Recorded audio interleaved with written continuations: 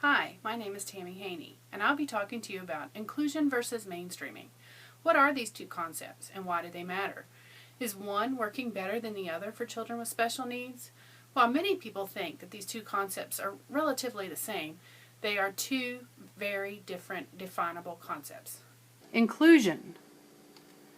The act or state of including or of being included within a group or structure.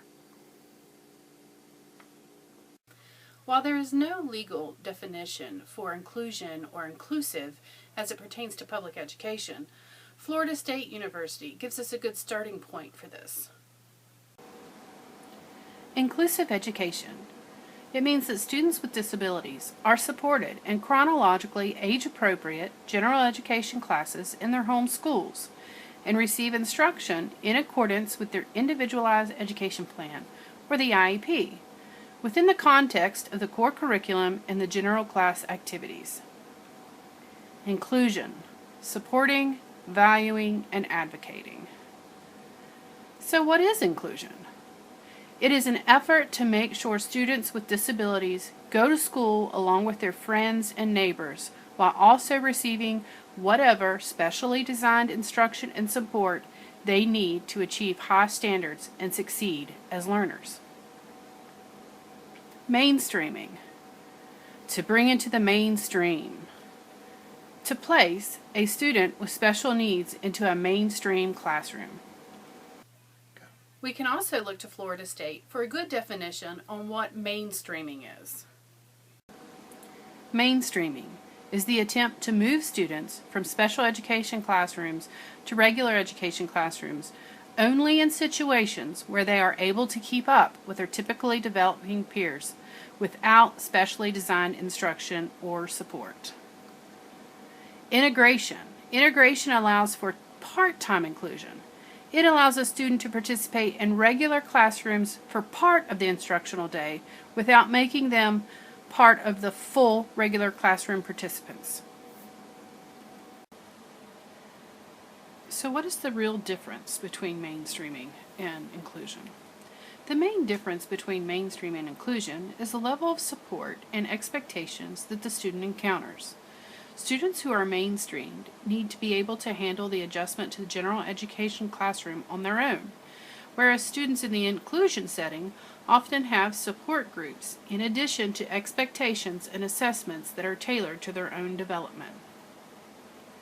What does this mean for the classroom teacher? The difference between mainstreaming and inclusion is that aside from the regular education teacher, a mainstream child often has little or no additional classroom support. A student in an inclusive classroom often has an entire support team helping the student to adjust to the classroom and supporting the general education teacher to be able to provide an individualized plan for the special education student. What must be considered in deciding which is best for the student?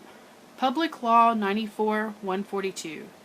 This law requires that all children be educated in the least restrictive environment. What is a least restrictive environment? The least restrictive environment, or the LRE, is a requirement in federal law that allows students with disabilities to receive their education to the maximum extent appropriate with non-disabled peers, and that the special education students are not removed from regular class unless, even with the supplemental aids and services, education in regular classes cannot be achieved satisfactorily. What does it really mean? The least restrictive environment depends on the needs of the child. It is not based on what services the child's home school currently has available. The law states that the least restrictive environment must be provided for the student. Which one works best? Both concepts have strengths and weaknesses.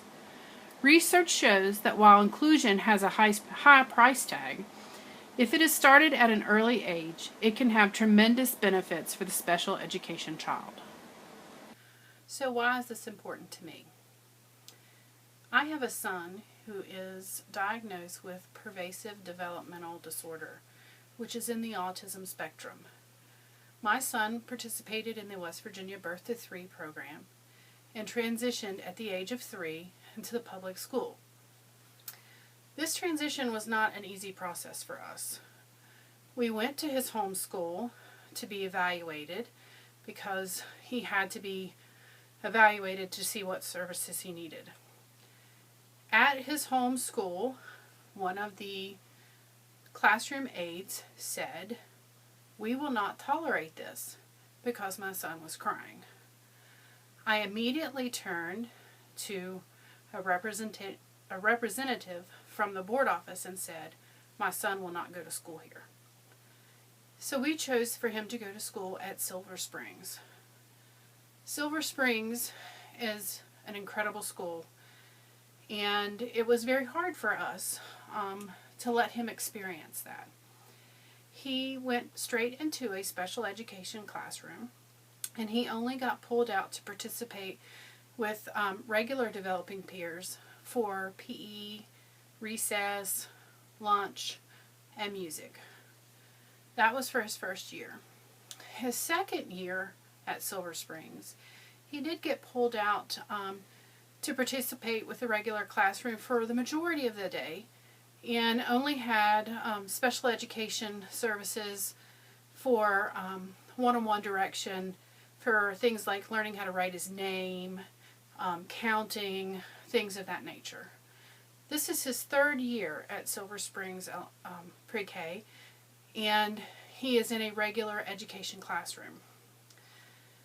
It has made a tremendous change in my son's life. Things that we thought we would never accomplish, we have accomplished in 3 years. From potty training, to talking, to socializing with his peers. Now, this is not always the case for public education. And in my experience of observation through Concord, I have seen inclusion and mainstreaming. In my experience with mainstreaming, it does not work. I have seen children who have needed special education be put in a regular education classroom, and it simply did not work. A child who has special needs needs the extra education assistance. Now, I'm going to share with you a few pictures from my son's school so you can see the differences that it has made.